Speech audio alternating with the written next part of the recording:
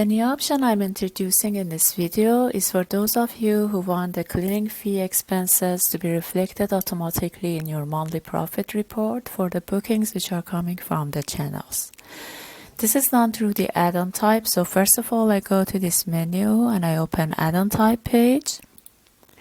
On this page, you can whether create add-on type or edit one of the ones you already have. I'm going to edit this checkout housekeeping that I created before. So I open this, I put it on edit mode.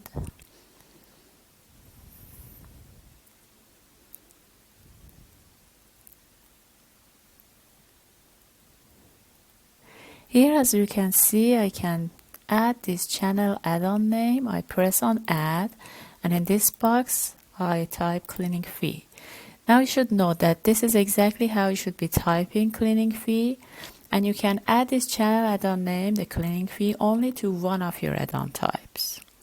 The rest of the setting is pretty much like when you create an add-on type. So even if I do not change the sale price and purchase price here, I'm going to edit them later at unit type level. Now I save and close this.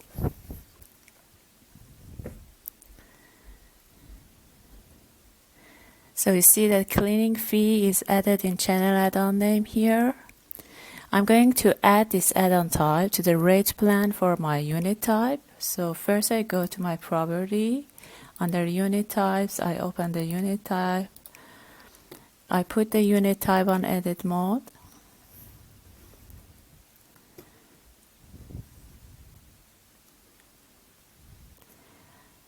On this page, under rate plan, I have this rate plan, which you can see applies to direct booking and channels. So under add-on, I press add, and I choose the add-on type that I just edited. Now I have to fill out these two here. This should be completed. The search price is overridden by the price coming from the channel, but purchase price stays the same as you choose here. Now I save and close, and from now on the cleaning fee expenses will be in my report profit at the end of the month for the bookings coming from the channel.